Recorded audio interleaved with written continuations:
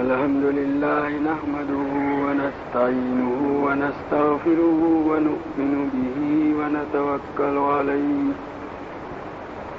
ونعوذ بالله من شرور أنفسنا ومن سيئات أعمالنا من يهده الله فلا مضل له ومن يضلله فلا هادي له ونشهد أن لا إله إلا الله وحده لا شريك له ونشهد أن سيدنا ومولانا محمدا عبده ورسوله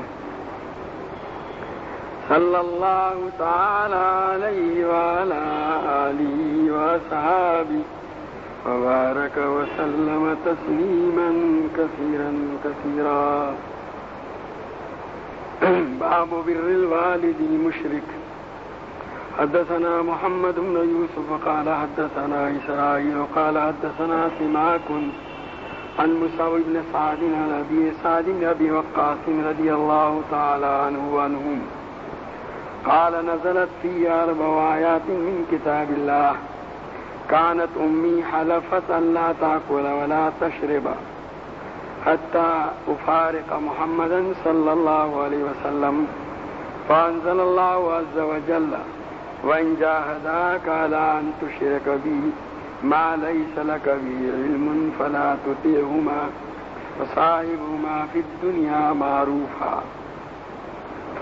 والثانية إني كنت أخذت سيفا أعجبني فقلت يا رسول الله هب لي هذا فنزلت يسألونك عن الأنفال.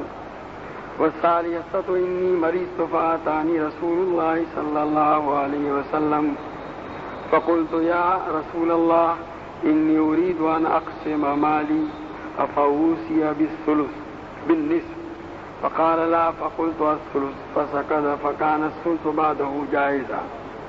والرابعة أني شربت الخمر مع قوم من الأنصار فضرب رجل منهم أنفي بلحيي جمل فأتيت النبي صلى الله عليه وسلم فأنزل الله عز وجل تحريم الخمر.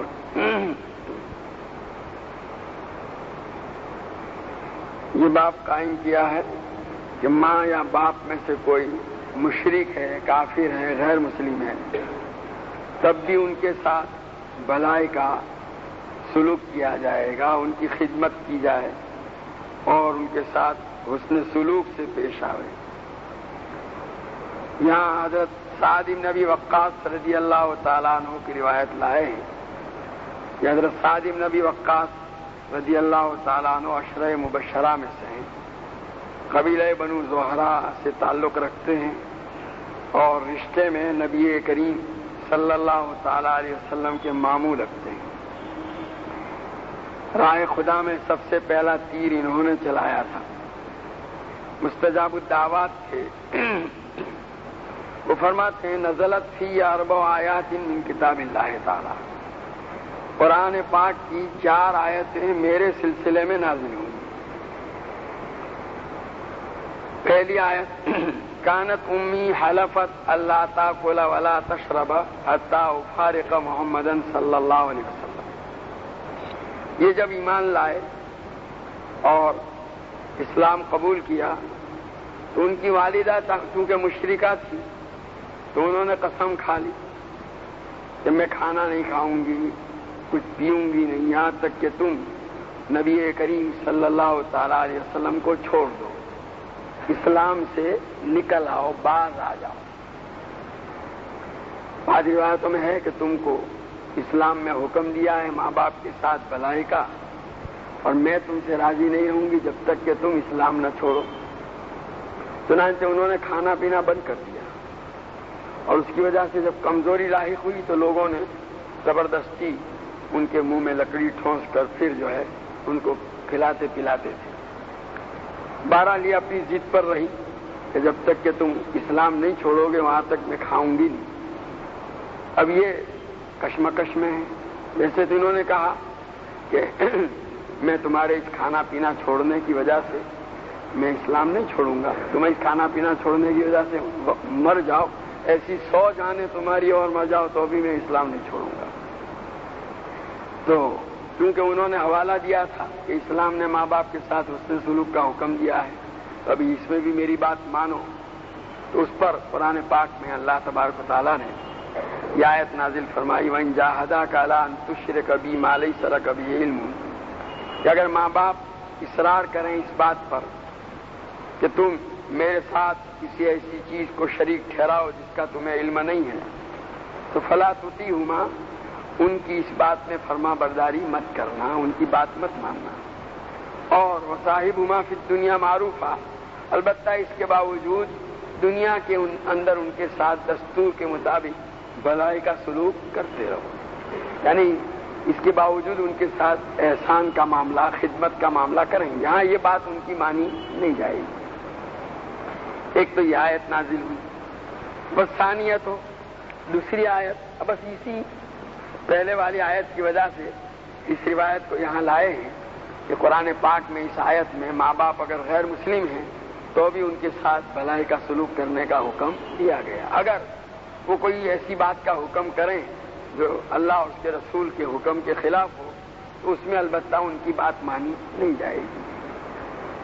دوسری آیت فرماتے ہیں انی کنت اخذت سیفا عجبنی، کہ میں نے ایک تلوار مال غنیمت میں سے اٹھائی تھی اور جو مجھے بہت اچھی لگی۔ یہ غزوہ بدر کا واقعہ ہے۔ غزوہ بدر میں جو مال غنیمت حاصل ہوا تھا اس وقت تک مال غنیمت کے سلسلے میں ابھی کوئی تفصیلی حکم نازل نہیں ہوا تھا، تو فرماتے ہیں حضرت سعد بن ابی وقاص رضی اللہ تعالیٰ عنہ کہ میں جہاں مال غنیمت جمع کیا گیا تھا میں نے وہاں ایک تلوار دیکھی اور وہ مجھے بہت پسند آئی، میں نے اس کو اٹھ لیا اور نبی کریم صلی اللہ تعالیٰ علیہ وسلم کے پاس حاضر ہوا، فقلت یا رسول اللہ حب لی ھذا، کہ اللہ کے رسول یہ تلوار آپ مجھے عنایت فرما دیجیے۔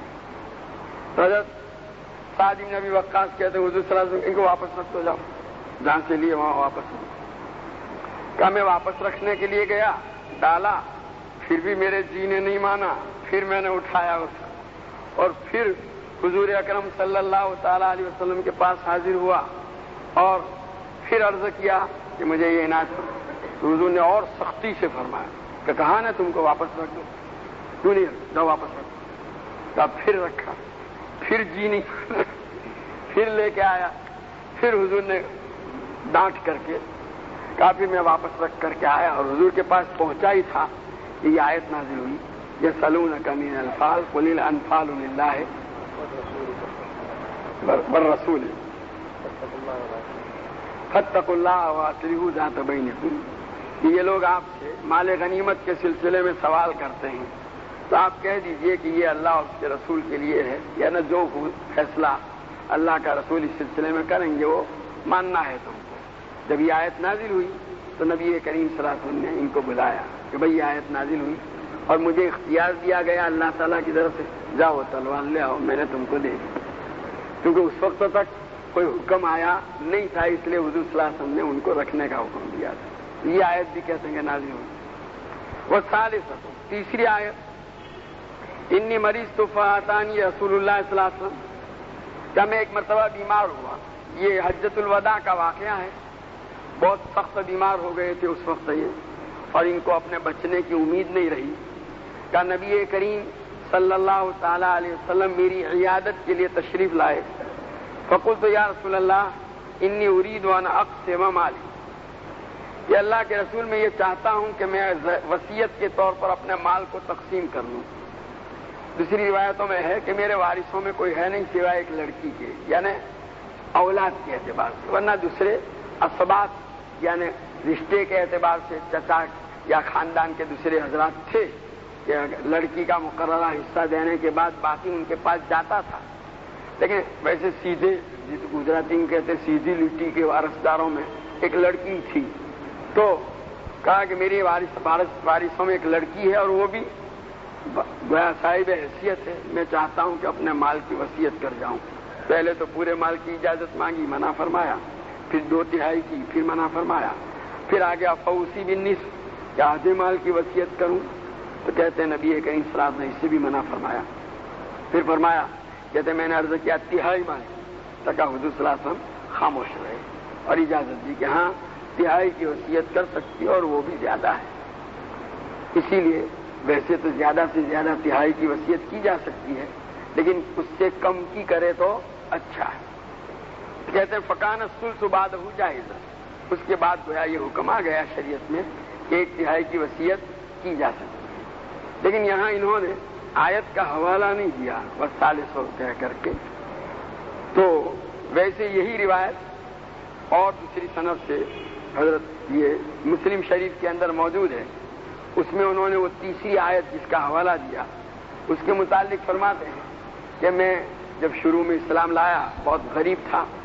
میں عبداللہ ابن مسعود رضی اللہ تعالیٰ عنہ، حضرت بلال، حضرت صہیب، ایسے جو فقراء مسلمین میں سے تھے، تو کہتے ہیں ہمارے متعلق مشرکین مکہ نے نبی کریم صلی اللہ تعالیٰ علیہ وسلم سے یہ کہا کہ ہم تو آپ کی مجلس میں آنا چاہتے ہیں، کہ ایسے لوگ گھٹیا قسم کے کم درجے کے آپ کی مجلس میں ہوتے ہیں، کیسے ہم آئیں، ان کو آپ الگ کرو.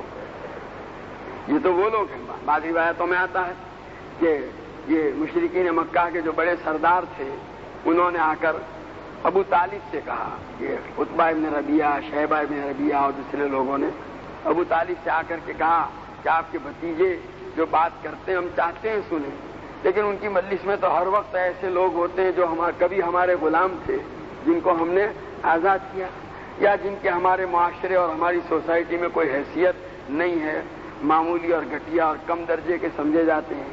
ایسے لوگوں کے ساتھ بیٹھنا ہم اپنی توہین سمجھتے ہیں. ان کو اپنی مجلس سے الگ رکھیں، الگ کریں، تو ہم ان کے پاس بیٹھ کر ان کی باتیں سننے کے لیے تیار ہیں.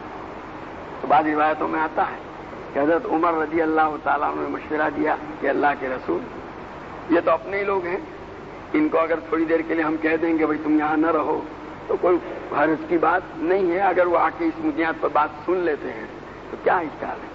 لیکن اس پر فوراً قرآن پاک میں آیت نازل ہوئی، لا تطرد الذین یدعون ربهم بالغداۃ والعشی یریدون وجہہ ما علیک من حسابہم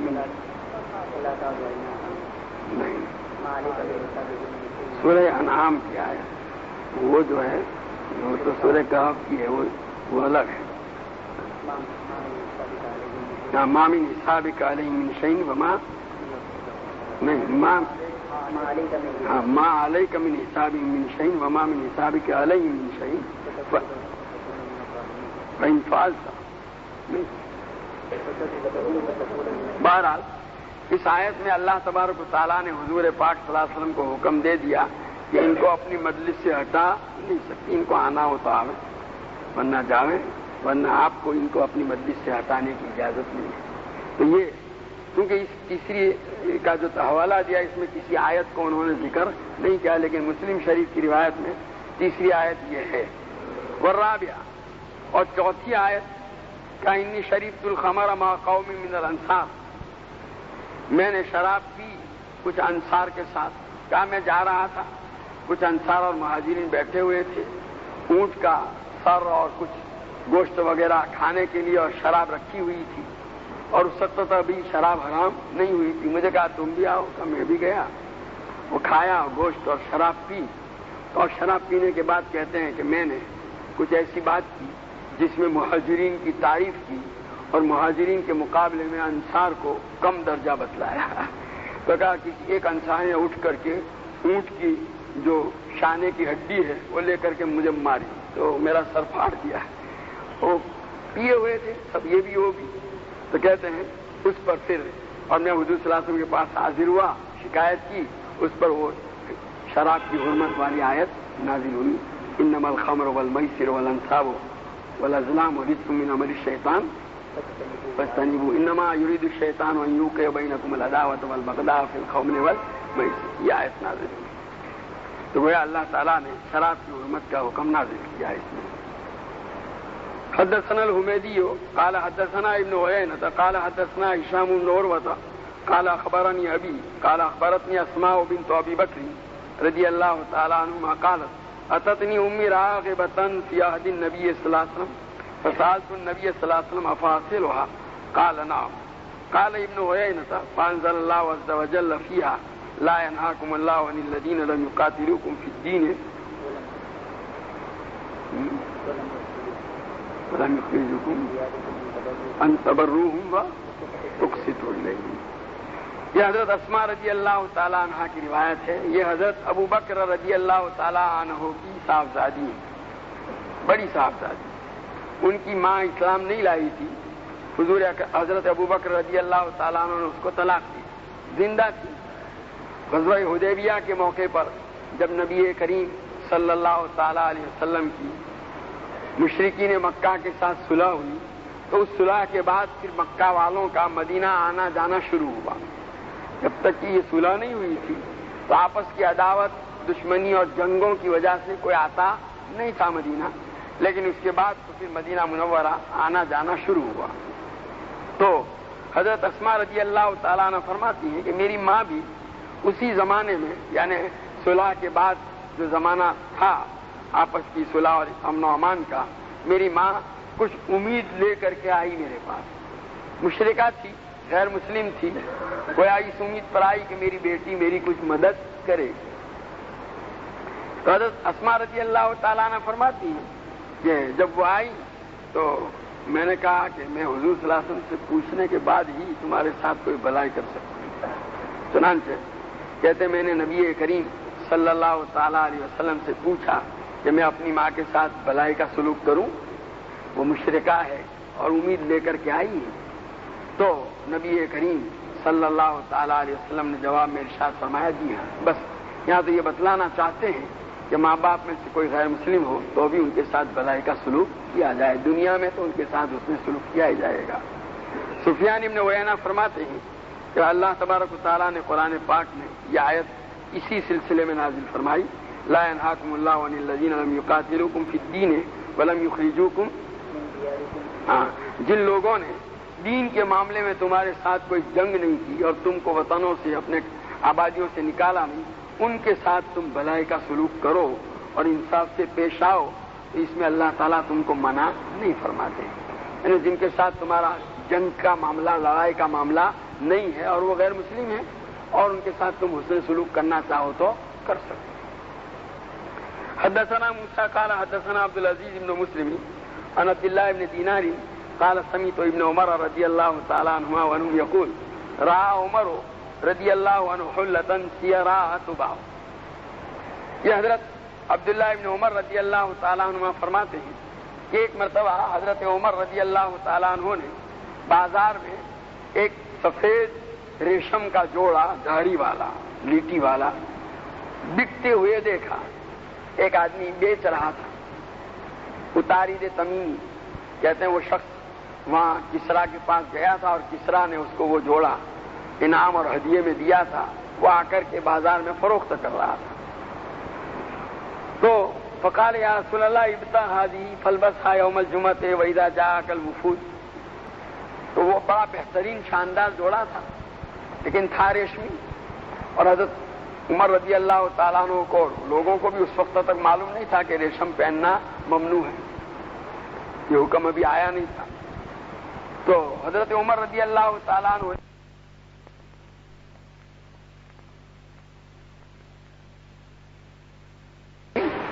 اور حضرت عمر رضی اللہ تعالیٰ عنہ کو, لوگوں کو بھی اس وقت تک معلوم نہیں تھا کہ ریشم پہننا ممنوع ہے, یہ حکم ابھی آیا نہیں تھا.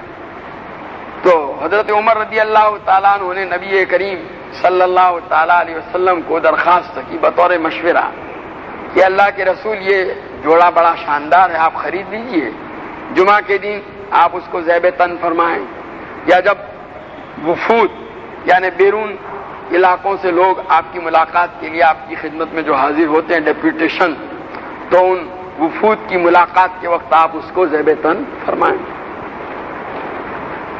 قال انما يلبس هذه من لا خلاق له. اس کے جواب میں نبی کریم صلی اللہ تعالی علیہ وسلم نے فرمایا کہ بھئی یہ لباس تو وہ آدمی پہنتا ہے جس کا آخرت میں کوئی حصہ نہیں. وہ ریشم ہونے کی وجہ سے آپ نے فرمایا تھا کہ ایک مومن جو ہے مرد, اس کے لیے اس لباس کی اجازت نہیں. فوتی النبی صلی اللہ علیہ وسلم منها بحلل فارسل الى عمر بحلتی. اب حضرت عبداللہ ابن عمر رضی اللہ تعالیٰ عنہ فرماتے ہیں یہ تو بات ہو گئی، قصہ ہو گیا۔ اس کی کچھ مدت کے بعد نبی کریم صلی اللہ تعالیٰ علیہ وسلم کی خدمت میں ایسے ہی کچھ جوڑے سوٹ آئے اسی طرح کے سفید ریشم کے بڑھیا قسم کے، اور حضور صلی اللہ علیہ وسلم نے ان میں سے ایک جوڑا حضرت عمر رضی اللہ تعالیٰ عنہ کو دیا۔ تو اب حضرت عمر کے پاس جب وہ جوڑا آیا فقال کیف البسها وقد قلت فيها ما قلت، تو حضرت عمر رضی اللہ تعالیٰ عنہ نے نبی کریم صلی اللہ تعالیٰ علیہ وسلم سے عرض کیا کہ اللہ کے رسول آپ یہ جوڑا مجھے عنایت فرما رہے ہیں، حالانکہ ایسے ہی ایک لباس کے سلسلے میں آپ پہلے یہ ارشاد فرما چکے ہیں کہ اس کو ایسا آدمی پہنے گا جس کا آخرت میں کوئی حصہ نہ ہو، تو میں کیسے پہنوں گا اس کو، آپ مجھے تو عنایت فرما رہے ہیں۔ قال انی لم اوتکھا لتلبسھا ولکن تبیعھا او تکسوھا، تو اس پر حضور اکرم صلی اللہ تعالی علیہ وسلم نے جواب میں ارشاد فرمایا کہ میں نے دیا، اس کا مطلب یہ تھوڑا ہے کہ تم پہنو، میں نے اس لیے نہیں دیا کہ تم پہنو بلکہ اس لیے دیا ہے کہ تم بیچو اور بیچ کر کے اس کی جو قیمت آئے اس سے فائدہ اٹھاؤ، یا پھر کسی ایسے آدمی کو دو جو پہن سکتا ہو۔ عورتیں ہیں گھر کی عورتیں، ان کے لیے پہننے کی اجازت ہے، پہن سکتے ہیں۔ ایک مرتبہ حضرت علی رضی اللہ تعالیٰ عنہ کو حضور نے ریشمی کپڑا دیا اور وہ پہن کر کے آ گئے حضور کی مجلس میں۔ حضور نے دیکھا تو ناراض ہوئے، حضور صلی اللہ علیہ وسلم فرمایا میں نے اس لیے تھوڑا دیا تھا کہ تم پہنو، فوراً گئے اور اس کو پھر اپنے گھر کی عورتوں میں تقسیم کر دیا۔ تو بہرحال حضور صلی اللہ علیہ وسلم نے جواب میں ارشاد فرمایا کہ تمہارے پہننے کے لیے تھوڑا، اس سے معلوم ہوا کہ کسی کی طرف سے کوئی ایسی چیز ہدیے میں ملے جس کا شرعاً اپنے لیے استعمال کرنا درست نہ ہو تو اس کا دوسرا مصرف اس کو بیچ کر اس کی قیمت سے فائدہ اٹھانا، یا جس سے جو آدمی اس کو استعمال کر سکتا ہو اس کو دینا، یہ طریقہ اختیار کرنا چاہیے۔ بعض نوجوانوں کو دیکھا کہ وہ جو ہے سونے کی انگوٹھی پہنتے ہیں، بھائی کائی کو سسرال میں سے ملی ہے، تو سسرال میں سے ملی تو پہننا واجب ہے، سسرال میں انہوں نے دی، بھائی مردہ کے لیے سونا پہننا ممنوع ہے، آپ کے لیے پہننا جائز نہیں، تو وہاں سے ملی ہے تو ملی ہے تو آپ اپنی بیوی کو ہی دے دو، وہ پہنے، اس کے لیے پہننا جائز، ماں کو دو، بہن کو دو، بیٹی کو دو، دے سکتے ہیں، اور یا بیچ کر کے اس کی قیمت سے فائدہ اٹھاؤ۔ اس سے یہ بھی معلوم ہوا کہ ہدیے میں دی گئی ہوئی چیز بیچ کر کے اس کی قیمت سے بھی فائدہ اٹھایا جا سکتا ہے۔ بعض لوگ اس کو بھی ذرا یہ سمجھتے ہیں، دیکھو یہاں حضور دے رہے ہیں ہدیہ، نبی کریم صلی اللہ تعالی علیہ وسلم کی طرف سے دیا گیا ہدیہ ہے، پھر بھی حضور فرماتے میں نے اس لیے نہیں دیا کہ تم پہنو، بیچ کر کے آپ خود اجازت دے رہے ہیں۔ تو اس سے معلوم ہوا کہ ہدیہ میں ملی ہوئی چیز بھی بیچ کر کے اس کی قیمت سے فائدہ، بعض لوگ اس کو یہ سمجھتے ہیں، پھر کسی نے اگر کسی کو دیا گیا ہو ہدیہ اور اس نے بیچا ہو تو پھر بعد میں میں نے آپ کو ہدیہ دیا تھا آپ نے بیچ کر کے، آپ نے ہدیہ دیا اب آپ فارغ ہو گئے ہیں، اب پھر آپ پر اس پر جو ہے چوکیداری پہرا بٹھانے کی ضرورت نہیں ہے کہ پہنا کہ نہیں پہنا۔ اچھی بات۔ فارسل بها عمر الى اخ له من اهل مکہ قبل ان يسلم، تو حضرت عمر رضی اللہ تعالیٰ عنہ کے ایک بھائی تھے، رضائی بھائی، بات کہتے ہیں ان کے ایک اللہتی بھائی تھے، ان کے وہ اخیافی بھائی تھے، تو ان کے پاس ہدیے میں بھیج دیا، جو مکہ میں رہتے تھے، وہ ابھی تک اسلام لائے نہیں تھے، تو مسلمان اب تک ہوئے نہیں تھے، تو ان کے لیے وہ رکاوٹ نہیں تھی، ان کے لیے ہدیہ میں بھیج دیا۔ بس یہاں تو غیر مسلم رشتہ دار کے ساتھ حسن سلوک کو ثابت کرنا چاہتے ہیں۔ باب لا یسب والدی، اس باب میں بتلاتے ہیں کہ کوئی آدمی اپنے ماں باپ کو گالی نہ دے، برا بھلا نہ کہے۔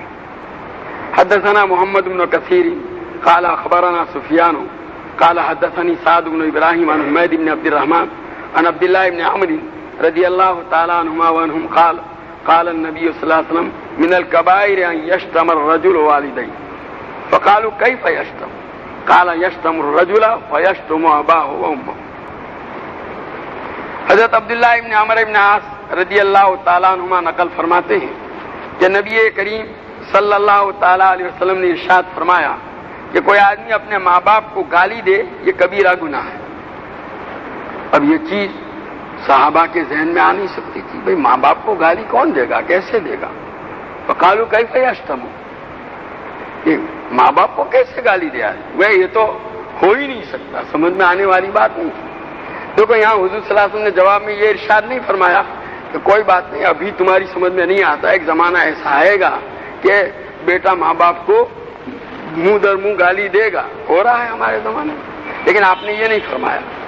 اس زمانے کے اعتبار سے جو شکل ممکن تھی وہ آپ نے بتلائی تاکہ اس سے بھی لوگ بچنے کا اہتمام کریں۔ قال حضور صلی اللہ علیہ وسلم نے جواب میں فرمایا کہ ماں باپ کو گالی دینے کا ایک مطلب یہ نہیں کہ سیدھی گالی دے، یہ بھی ہو سکتا ہے کہ ماں باپ کے اوپر گالی پڑنے کا ذریعہ بن جاوے۔ کسی دوسرے کو گالی دی ماں کی، اس کے جواب میں اس نے اس کی ماں کی گالی دی۔ اب ظاہر اگر وہ اس کو ماں کی گالی نہ دیتا تو جواب میں وہ اس کو اپنی ماں پر گالی پڑنے کا یہ ذریعہ بنا، یا اپنے اس کے باپ کو گالی دی تو اس نے جواب میں باپ کو گالی دی۔ معلوم ہوا آدمی کسی کام کے لیے سبب اور ذریعہ بنتا ہے وہ بھی اسی حکم میں ہے، اس لیے منع کیا۔ یہ کیسے گالی دے گا؟ تو حضور صلی اللہ علیہ وسلم نے فرمایا کسی آدمی کو اس کے باپ گالی دے اور یہ اس کے جواب میں اس کے باپ یا ماں کی گالی دے تو یہ گویا ماں باپ کو خود گالی دینا ہوا۔ یہ گالی نہیں دی کسی کو، کسی کے ساتھ کسی کی پٹائی کر دی، تو جو کمزور آدمی ہوتا ہے جس کی پٹائی کی جاتی ہے، جو جواب میں پٹائی تو نہیں کر سکتا لیکن زبان اپنی چلا لیتا ہے، تو اب پٹائی کر دی ناحق جس کے جواب میں اس نے گالیاں دی اور ماں باپ کی گالیاں دی، تو گویا اپنے ماں باپ کو گالیاں دینے کا ذریعہ بنا۔ یہ گناہ ہوگا، یہ کبیرہ گناہ ہے۔ دیکھو یہ کام دوسرے نے کیا لیکن ہم اس کے ذریعہ بنے تو اس کو نبی کریم صلی اللہ علیہ وسلم کبائر میں سے شمار کرا رہے ہیں، اور اس کی جو تفصیل بتلائی حضور نے یہی بتلائی۔ اس سے یہ بھی معلوم ہوا کہ ہماری طرف سے کوئی ایسی حرکت ہو جس کے نتیجے میں ہمارے ماں باپ پر گالی پڑے تو ہم گویا کبیرہ گناہ کے مرتکب ہوئے۔ حدثنا محمد بن سلام قال اخبرنا مخلد قال اخبرنا ابن جریج قال سمعت محمد بن الحارث بن سفیان یزعم ان عروة بن عیاض اخبره انه سمع عبد الله بن عمرو بن العاص رضی اللہ تعالی عنہما وعنهم يقول من الكبائر عند الله تعالی ان يستسب الرجل لوالده۔ حضرت عبداللہ ابن عمرو بن العاص رضی اللہ تعالی عنہما ہی کی یہ روایت ہے، فرماتے ہیں کہ اللہ تعالیٰ کے یہاں یہ گناہ کبیرہ ہے کہ آدمی اپنے باپ کے لیے گالی پڑنے کا ذریعہ اور سبب بنے۔ وہی بات جو اوپر آ گئی، باب عقوبت حقوق الوالدین، ماں باپ کی نافرمانی کی سزا، یعنی ماں باپ کے ساتھ بدسلوکی کی سزا۔ حدثنا عبداللہ بن یزید قال حدثنا عیینہ بن عبد الرحمن عن ابیہ عن ابی بکرۃ رضی اللہ تعالی عنہ عن النبی صلی اللہ علیہ وسلم قال ما من ذنب اجدر ان يعجل لصاحب العقوبۃ ما يدخر له من البغي وقطيعة الرحم۔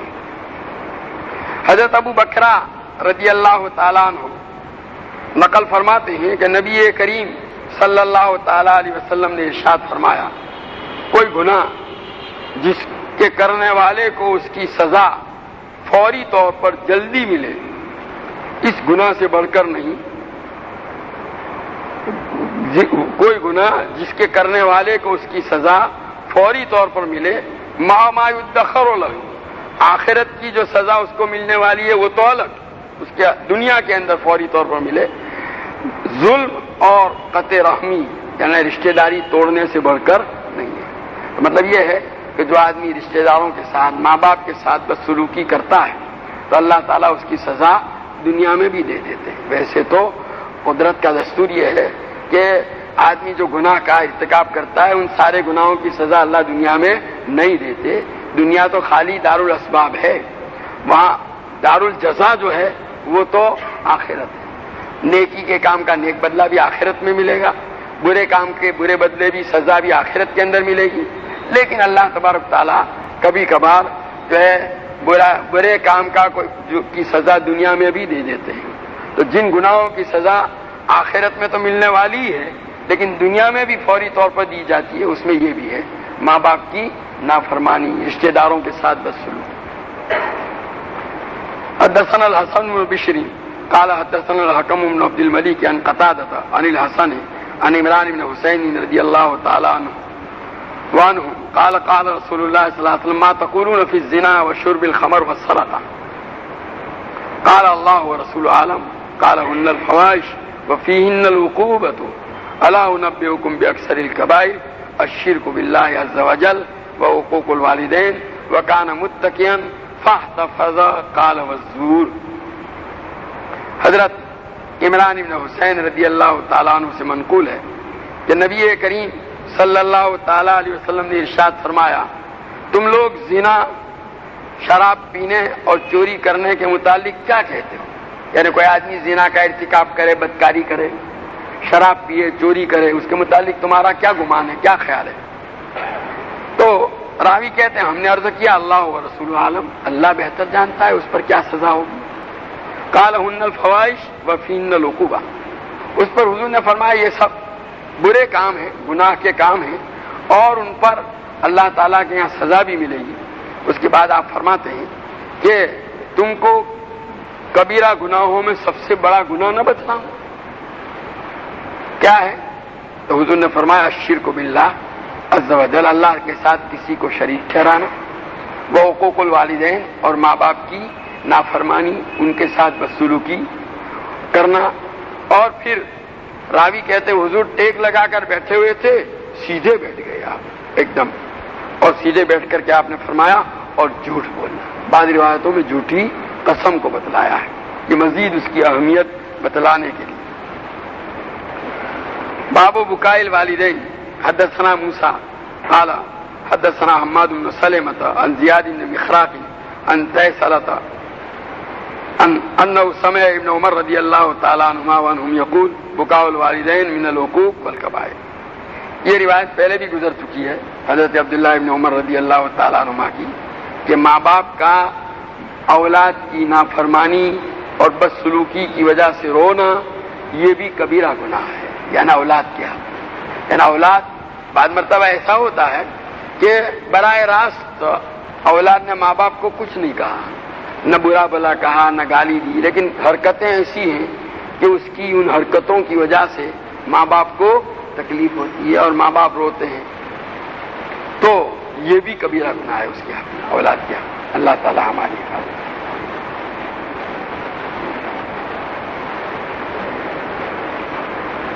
مولانا کے بھائی کا ایکسیڈنٹ ہوا ہے، اللہ تعالیٰ ان کو شفا دے، درست دعا کریں، حالت سیریس ہے.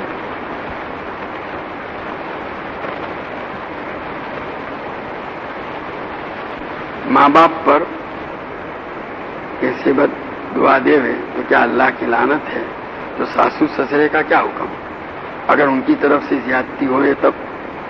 بہرحال یہ جو خسر اور ساس جو ہیں وہ بھی ایک حکمن ماں باپ ہی کی طرح ہیں، ان کے ساتھ بھی بلائی کا حکم دیا گیا ہے.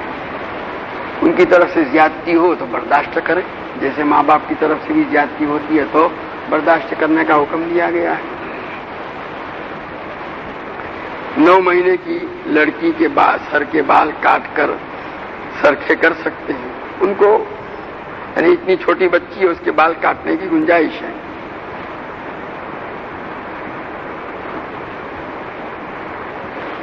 شیئر بازار میں شیئر خریدنا اور بیچنا جائز ہے یا نہیں؟ کون سے شیئر جائز، کون سے ناجائز؟ کیونکہ اکثر علماء حضرات کو میں نے یہ دھندا کرتے ہوئے دیکھا ہے. ایک رسالہ ہمارے یہاں سے گجراتی میں شائع ہوا تھا. تو یہ سوال ایسا نہیں کہ اس کا 1-2 منٹ میں یہاں مجلس میں جواب دیا جائے، وہاں سے منگوا لو، اس میں تفصیل ہے. عورتوں کے لیے نقلی انگوٹھی، مثلا بکسرا کی انگوٹھی پہننا جائز ہے اور بکسرا کی چوڑیاں پہننا جائز ہے اگر اس کے اوپر چاندی چڑھی ہوئی ہے، سونے کا پانی چڑھا ہوا ہے تو، ورنہ ویسے اگر کسی اور دھات کی بنی ہوئی ہے تو نہ پہنے. ایک آدمی زکوٰۃ لینے کا حقدار تھا. 1 سے 10 رمضان میں اس کے پاس روپیہ 10,000 جمع ہو گئے. کیا اس کے بعد یہ زکوٰۃ لینے کا حقدار رہے گا؟ 10,000 ہی نہیں، اتنی رقم جو نصاب، کم سے کم نصاب کے برابر ہے. چاندی کا نصاب ہے 612 گرام .35 چاندی. تو 612 گرام چاندی کتنے کی آتی ہے؟ جی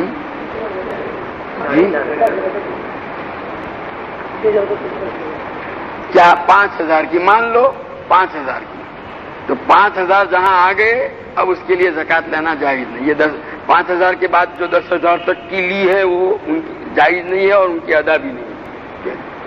اور عورت اپنے شوہر کے ساتھ کشمیر پنجگنی پھرنے جا سکتی ہے. ویسے یہ گھومنے پھرنے کا جو آج کل عورتوں کے ساتھ سلسلہ ہمارے یہاں شروع ہوا ہے، اس کا کوئی ثبوت کہیں اس طرح ہمارے اسلاف کے زمانے میں کہ اس طرح لے کر جاتے تھے، یہ کہیں دیکھا نہیں ہے. عورتوں کو تو تاکید کی قرن فی بیوتکن ولا تبرجن تبرج الجاہلیۃ الاولیٰ، کسی ضرورت کی وجہ سے نکلنا بھی ہے تو پھر شریعت نے جو ہدایتیں حجاب کے سلسلے میں دی ہیں ان کا خیال کرتے ہوئے جائے. باقی یہ گھومنے پھرنے والا مسئلہ جو ہے خاص کر کے عورتوں کا سمجھ میں نہیں آتا. ضروری دریافت یہ کہ ہماری سوسائٹی میں مدرسہ پڑھنے کا وقت 7:30 پر شروع ہوتا ہے. وقت مقررہ پر بچہ اور استاد حاضر ہو جاتے ہیں، مگر استاد صاحب مدرسہ کے وقتوں میں شروع میں 30 سے 35 منٹ قرآن کی تلاوت کرتے ہیں. کیا مدرسے کے وقت میں قرآن شریف کی تلاوت یا کوئی کتاب پڑھ سکتے ہیں؟ مدرسے کے وقت میں تو جو اپنی ذمہ داری ہے وہی ادا کی جائے. آپ اپنی پوری ذمہ داری ادا کر چکے، اس لیے کہ جو وقت ہے وہ تقریباً اس وقت میں بچوں کے اوپر ہی محنت کی جانی چاہیے. سارے ان کا سبق سن چکے، سبق دے چکے، پڑھا چکے، اب بچے یاد کر رہے ہیں اور واقعتاً اب کوئی اور کام باقی نہیں رہے گا اور فارغ بیٹھے ہیں، تو اس صورت میں اپنے طور پر تلاوت کرنے کی گنجائش ہے، لیکن اس میں بھی احتیاط چاہیے. باقی یہ جاتے ہی تلاوت شروع کر دی یہ تو صحیح طریقہ نہیں ہے. اپنا کام شروع کریں جاتے. سبحانک اللہم و بحمدک و تبارک اسمک و تعالی جدک و لا الہ غیرک. اللہم صلی وسلم علی سیدنا مولانا محمد وعلی آل سیدنا مولانا محمد کما تحب و ترضی بعدد ما تحب و ترضی. اے اللہ تو ہمارے گناہوں کو معاف فرما، ہماری خطاؤں سے درگزر فرما. اے اللہ تیری مرضیات پر زیادہ سے زیادہ چلا کر تیری نامرضیات سے ہماری پوری حفاظت فرما. نبی کریم صلی اللہ تعالیٰ علیہ وسلم کے طریقوں اور سنتوں کو اپنی زندگی کے ہر شعبے میں جاری کرنے کی ہمیں توفیق عطا فرما. نفس اور شیطان کی شرارتوں سے ہماری حفاظت فرما. والدین کے حقوق کو پہچان کر اے اللہ ان کے ساتھ حسن سلوک اور اے اللہ ان کی اطاعت و فرما برداری کی توفیق عطا فرما. اے اللہ ہمارے جو نوجوان اپنے والدین کی نافرمانیوں میں مبتلا ہیں یا ان کی طرف سے والدین کو تکلیفیں پہنچ رہی ہیں، اے اللہ ان کو اپنی ان کوتاہیوں کا احساس عطا فرما کر اے اللہ اس کی سچی پکی توبہ نصیب فرما اور اس کی اصلاح کی توفیق عطا فرما. اے اللہ ہمارے بیماروں کو صحت کاملہ عاجلہ مستمرہ عطا فرما. مقروضوں کے قرضوں کی ادائیگی کی شکلیں پیدا فرما. پریشان حالوں کی پریشانیوں کو دور فرما. حاجت مندوں کی حاجتیں پوری فرما. قید و بند میں محبوسوں کو رہائی نصیب فرما. مقدمات میں ماخوذ کو بری فرما. جو جس مصیبت میں گرفتار ہے اے اللہ اس سے نجات عطا فرما. ربنا تقبل منا انك انت السميع العليم وتب علينا انك انت التواب الرحيم. صلی اللہ تعالی علی خیر خلقہ سیدنا و مولانا محمد و آلہ و صحبہ اجمعین.